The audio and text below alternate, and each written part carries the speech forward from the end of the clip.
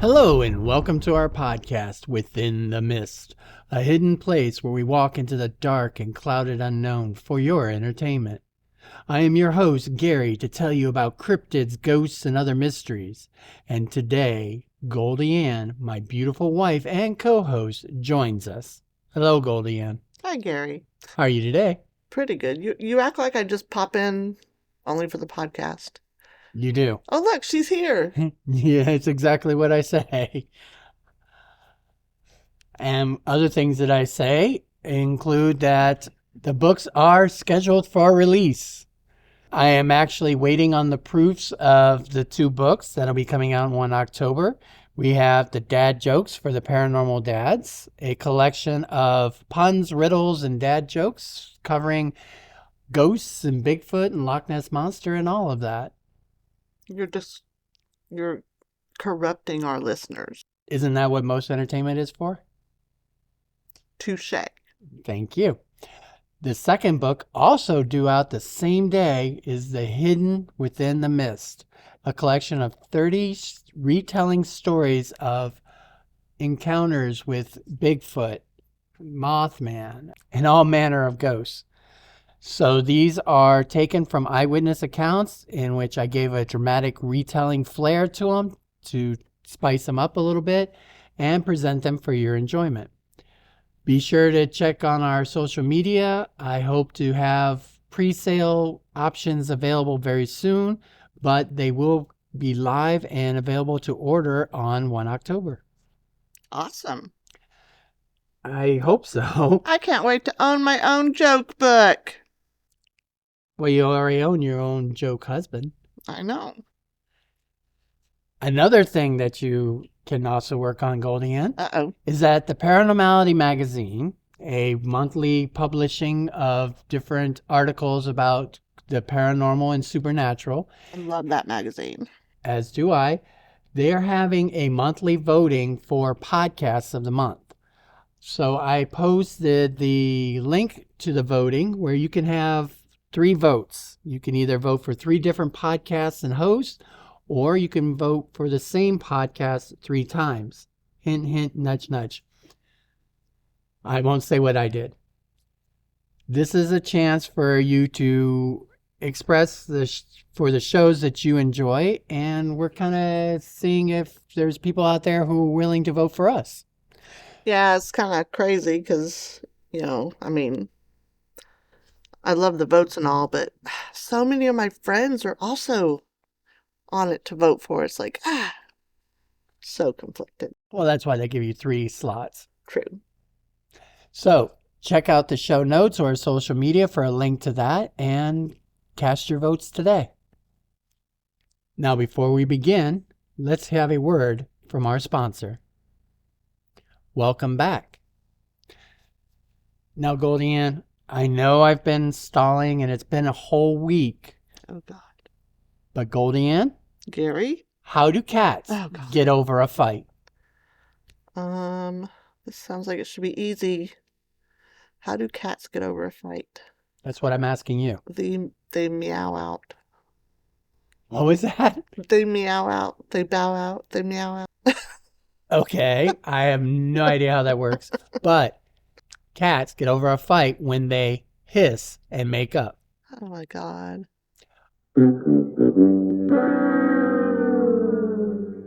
Oh, come on. You know mine was much better than your answer. The silence is a yes? Sure. Thank you. Now, today's story involves livestock mutilations and attacks on people by an unknown creature prowling the farmlands of Indiana. These events may be upsetting to some of our listeners.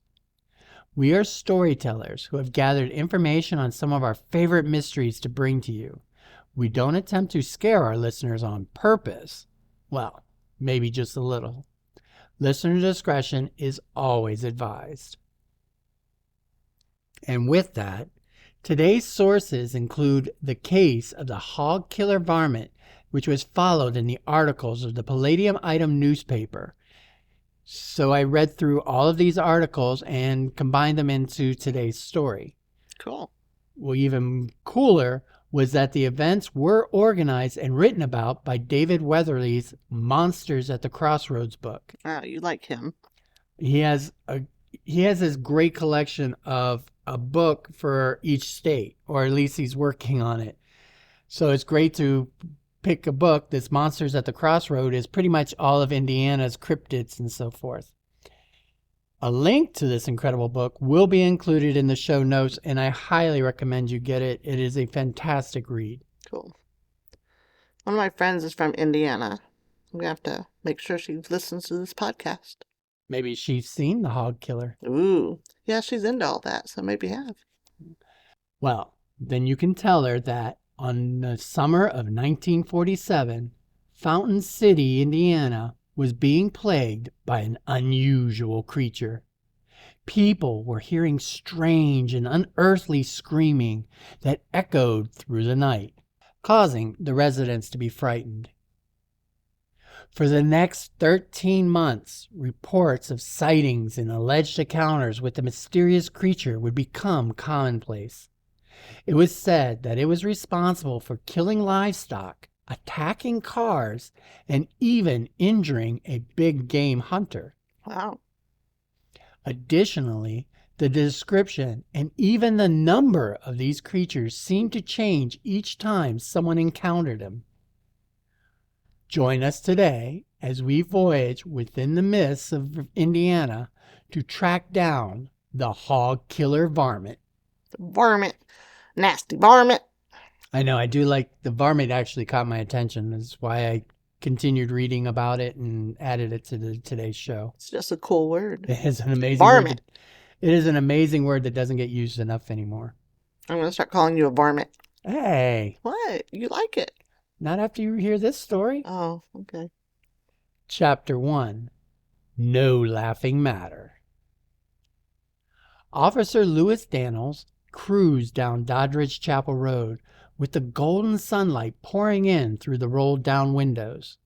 His wife was humming beside him, and their daughter was in the back seat, pointing out oddly shaped trees and singing nursery rhymes. The day had been hot and dry, but a light breeze felt like a blessing as they drove along in July of 1947. The highway stretched out ahead of them, the featureless landscape broken up in places by clusters of trees. As they neared Centerville, Indiana, he spotted something off to the side of the road. It was an animal, but the creature had an exaggerated head with small pointed ears, a long snout, and glowing eyes that seemed to see right through the car. Its body was sleek and slim, with long front legs and shorter back legs, which made its back slope downwards in a peculiar hunchback manner. Its fur was a darker mottled color with patches of white here and there.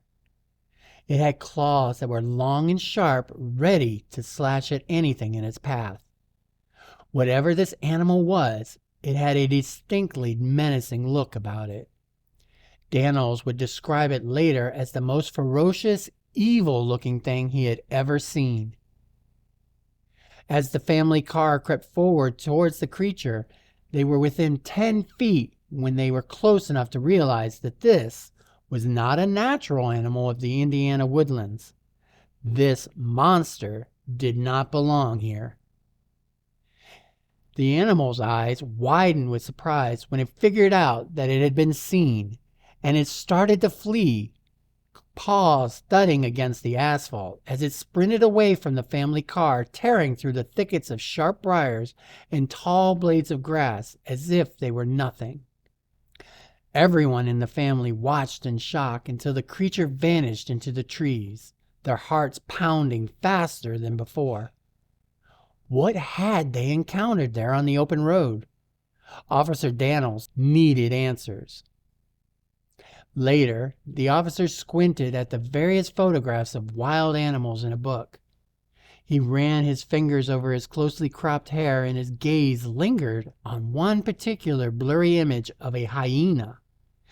He leaned forward with excitement as he realized that this could be the animal they were looking at on the Indiana highway. The hyena stood out in the photograph, its eyes shining with a wild spark. Its fur was dark and mottled with patches of the same white. It had long claws glinting in the light that looked razor sharp. Most importantly, its short back legs gave it the hunched back look, and its teeth were bared in a feral snarl. It looked exactly like a creature that could tear through anything in its path. But could such an exotic creature really be running the wild on the rural roads of Indiana? Hell yeah. Quote, folks aren't dreaming. There really is some strange critter around Wayne County.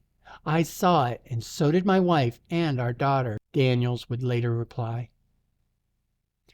The reports from the Daniels family encounter laid the groundwork for the events of the following year, when an unknown entity began prowling the farmlands and fields like nothing the locals had ever seen before. Chapter 2. The Hog Killer Varmint makes headlines. Varmint. Are you going to do that every time? Maybe. Okay. As the summer of 1948 started, reports began to come in that the mysterious creature first sighted on the previous year had seemingly returned to central Indiana with a newfound ferocity and an appetite for pork. That's me. Are you ferocious? Yeah. Okay. The Richmond-based newspaper, the Palladium Item, released a story with the headline, Hog Killing Varmint Loose Again Around Fountain City on July 28, 1948. The article told about how farmer Dorton Moore had stepped out of his house at dawn and into the dewy grass, making his way towards the low timber fence that kept his hogs in. Everything was unnaturally silent that day. He entered the pen with a heavy heart, knowing that there was something wrong, and he stopped short as soon as he realized what it was. Squinting against the rising sun, the farmer stared at the gruesome scene before him. 7 of his hogs lay slaughtered on the ground. Oh, no. I did give a warning. Yeah. Worse, blood was pooling around their lifeless and mutilated bodies. The horrific scene before him was one of a violent massacre. As the hogs laid lifeless in the mud, their bodies shredded and disfigured, the reek of death hung oppressive in the air, as the animals obviously had not died easily. There were claw marks and bloody gashes covering their hides with evidence of something powerful smashing them down to the ground, then crushing their snouts into its powerful jaws. They were bite marks visible on each carcass that broke through the skin and bone alike to consume the hearts and the livers. Sheriff Carl Sperling, Deputy Sheriff Ryland James, Conservation Officer Pat Meyer, and a police officer from Richmond assembled on the Moore farm in the dead of night to investigate. The men spread blankets over the tin roof of an outbuilding in order to muffle their movements as they slowly lay down in the darkened shadows, keeping their eyes trained in every direction on the surroundings as they awaited whatever creature had been terrorizing the area to reappear. That night sky was lit by a pretty full moon. Its silver light cascaded over the field and its surrounding.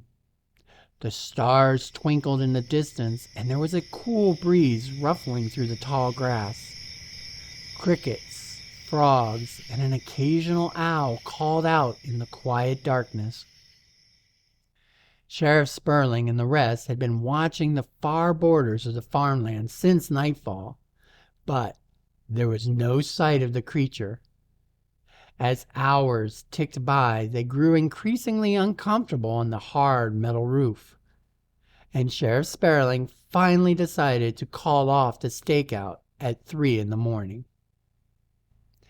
It would only be a couple of nights later before Harold Erskine's, Moore's neighbor, noticed an odd wailing sound coming from one of Moore's fields. The strange caterwauling was like nothing the farmer had heard before, a chilling warbling piercing the night and echoing back across the fields. To him, it sounded like an animal in distress, or perhaps a warning from an unknown animal. The volume of its call rose and fell with each reverberation, and its eerie melody was one of pure fear. As soon as he told Moore, the men sprung into action and dispersed to scour the vast expanse of grasslands. It only took a couple of minutes when they found another hog that had been killed with its snout barely recognizable, as if it had been bitten through. Its heart was ripped out and eaten. Despite all investigations and efforts, no one could identify the creature responsible for the massacre. All of the farmers in the area were in a dire situation and decided to take action to put an end to this creature's reign of terror. They gathered together and brought in tracking dogs, patrolled fields, and crept along back roads at night with shotguns cocked and loaded in their pickup trucks. They peered into every cornfield for even a glimpse of the elusive beast. However, the Hog Killer Varmint, I guess you're not going to do it every time. I thought about it, but I don't want to annoy our listeners. That's my job. Yes. However, the Hog Killer Varmint continued to elude them as more sightings occurred around the town of Richmond. Chapter 3. The cat is out of the bag. It's a cat? Here, kitty, kitty, kitty. Psst, psst, psst, psst. Did you not hear me describe the hogs? Yeah, but I'm not made of pork. Well, I guess I kind of am. I'm kind of fat. I have no idea where you're going.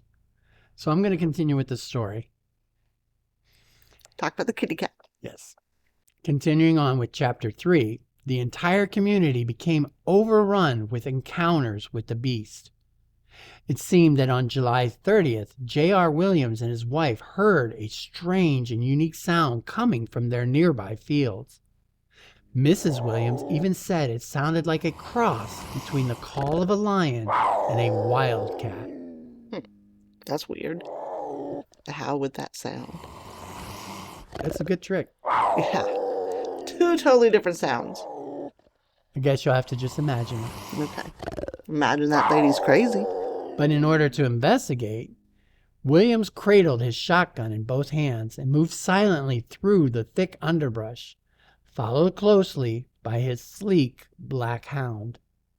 The dog's nose quivered with anticipation as it followed the trail of the animal they pursued. The farmer had just enough time to catch a glimpse of a furry back, 4 long legs, and glowing eyes before his dog yelped and sprinted back in the direction of home. You mean Sam? Yes, Sam, our dog, would definitely be this brave.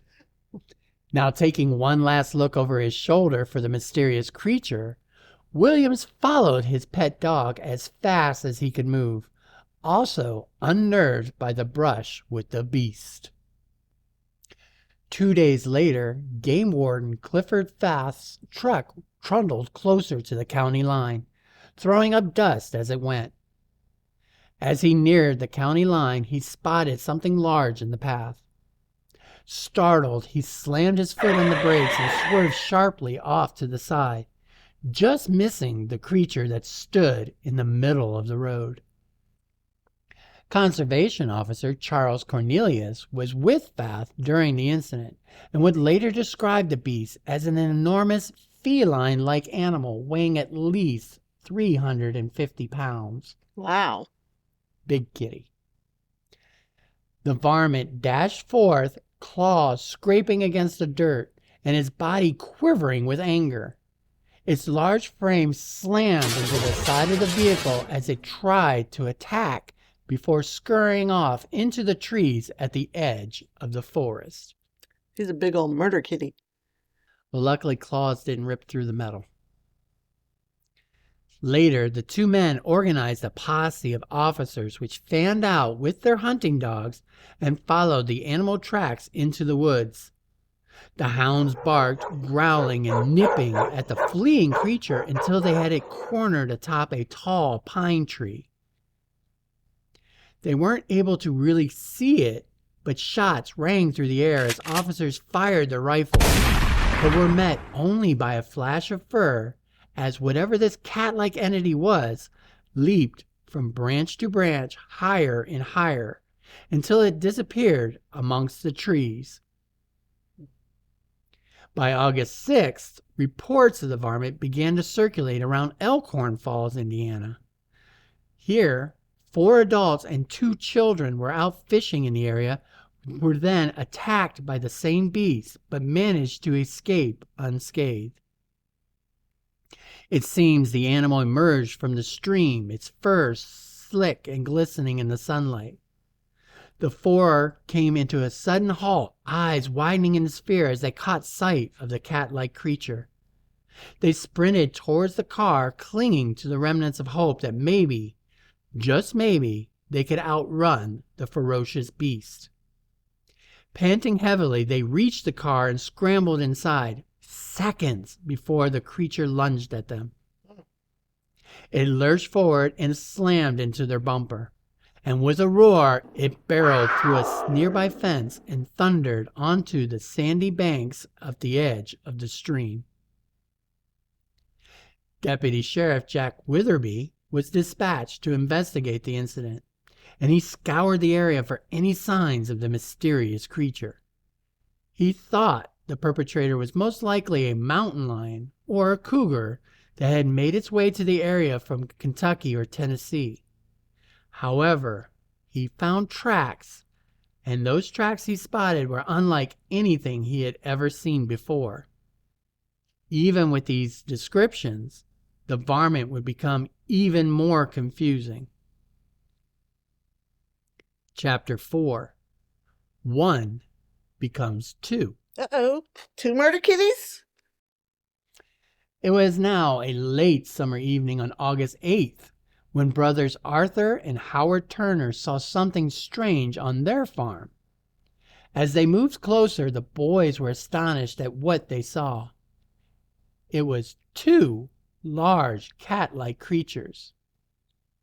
One was large and muscular with a wide head and shaggy fur. Its coat appeared to be a mix of brown and sand colors, just like a lion. Its eyes were sharp and alert, and its paws large and powerful. It had the noble bearing that could not be ignored. However, the second beast, they claimed, was sleek and slender, with a coat of glossy black fur. Its eyes were intense and piercing, muscles rippling beneath its fur as it moved. Its tail was very long and whip-like, with large paws and power.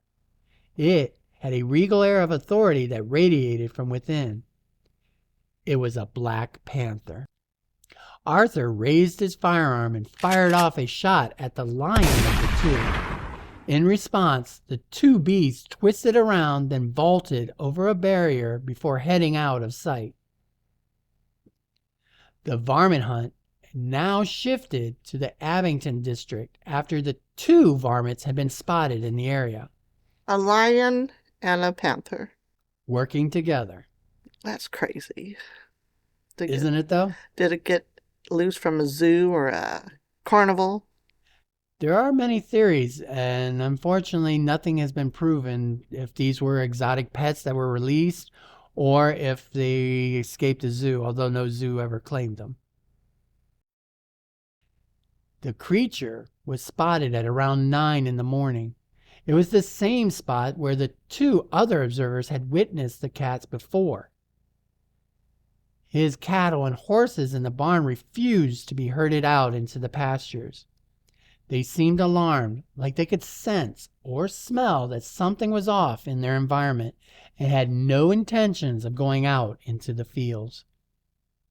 It wouldn't be long until a group of 50 hunters roamed the countryside searching for these large cats, but failed in every attempt to catch them.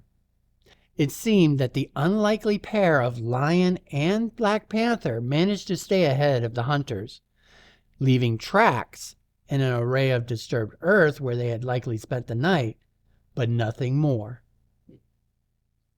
The search for the cats changed course after a Robert Martin and others saw a, quote, long black animal snooping around his farm near Middleborough. The felines kept on the move, so the posse had to continue in their efforts to catch up to them. And by the 10th of August, 2 teams had entered Wayne County to pursue the large cats. One group aimed to find the black panther that Robert Martin reported, while the other focused on Abington for the lion. Neither party was able to catch either of the big cats. It would seem that the cats could work independently or together. And once more it was reported that the strange cats came together. This time, Barbara Ann Perkins, a teenager from the Perkins family, 3 miles south of Richmond, spotted the pair while riding her horse. She was escorting the cows from the barn to a pasture in the Clay Creek Valley when she caught sight of the 2 peculiar creatures in the distance traversing the landscape. She watched them in curiosity as they crossed the creek bottom and proceeded north leisurely, as if they didn't have a care in the world, halfway up the slope on the opposite side of the valley. She had seen images of lions and panthers in the past, so she compared them to that. The lion before her was, quote, bigger than a big hog, and the panther was black and slinky. The great mystery, of course, was why is a lion and a black panther traversing through the countryside of Indiana together? And how do you stop them? Chapter 5, The Big Game Hunt. Oh, this won't end well. Well, the animals kept moving, and according to a report on the 17th of August, one had been seen near Connorsville. And on the 18th, another sighting was reported in Gosport. But their appetites were now increasing. As it was even said, they had killed a cow. William Sturwalt was shocked to discover one day that a 400-pound calf of his had been brutally killed and partially consumed. The beast had a long body, short ears that stood up, and a long tail. Its fur was sleek and shiny black color, and its eyes were bright and alert. Its body was lean and muscular, and its movements graceful, yet powerful. With sharp claws and powerful jaws, it ripped through the flesh of the young cow. As the reports of these big cats increased, so did the number of witnesses who saw them. Yet no one could end the slaughter of their livestock. Word of the dire situation spread quickly, and the International News Service reported that a special fund was being built in Connorsville in order to combat these animals.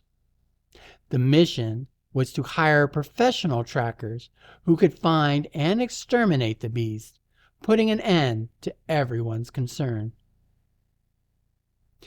This may have sounded like a great plan, but on the September 1st edition of the Palladium Item ran the headline, "Varmint eludes armed hunters near Brooksville." So even the professional hunters were no match. Worse, one of the hired hunters was even attacked and wounded by one of the creatures. Wow. It seems Harry Ferguson had been walking through the woods, gun at the ready, when something surprised him. It leaped out at him from behind a tree, and he felt the creature's weight crash against his chest. two razor-sharp claws digging into his arms as it tried to gain purchase on his body. One hind foot slipped into the pocket of his overalls, and with one powerful thrust ripped the fabric in an effort to reach whatever was inside. The hunter stumbled backwards, barely missing an old stump. The sounds of the other hunters scared off the great cat before it could cause any further harm to the man. He was lucky to be alive. Following the unsuccessful and expensive mission to hunt down the unknown varmints, stories of their sightings quickly started to die down. No one had been able to capture either creature, and the news outlets halted reporting on them since there was no more information to be found. The varmints simply vanished as suddenly as they had appeared. Either someone's been taking too many drugs or they went and found a safe spot. Or maybe someone captured them or killed them and didn't want any publicity for it. Oh, well, I'm sure they would have wanted publicity for it. Oh my gosh. Well, it is weird that they just disappeared. Or maybe the person who they belonged to found them and didn't want anyone to know. That's a very good theory. Before we end, this tale does have one last curious twist. Uh-oh. On September 15th, there was an interesting story published that was circulated about a Harry Roddenberry of Greens Fork.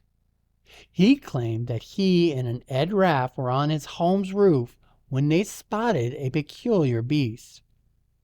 According to the man, the animal resembled a wolf in size, but had brown and yellow markings. The body was shaped in a sloping pattern. These descriptions echoed back to Officer Daniel's hyena from the previous year. However, further sightings of the hog killer varmint ceased, and no large cats or hyenas or any other strange creatures was ever found or killed. The mystery remains unsolved, with the hog killer varmint possibly still out there roaming the farmlands of Indiana with a thirst for the hearts of pigs.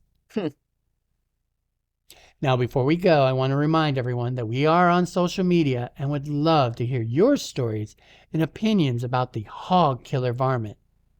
What do you think it was? Was it a lion, a black panther, a hyena? None of the above? All of the above? You can reach us on our Facebook page, Within the Mist Podcast. We are also on Instagram and have an email, withinthemistpodcast@gmail.com, for any of you who would like to share. We hope you enjoyed our story of the hog killer varmint, and we'll come again for another episode. Until then, look to the farmlands for a great cat and remain constantly curious. Goodbye, everyone. Bye, guys.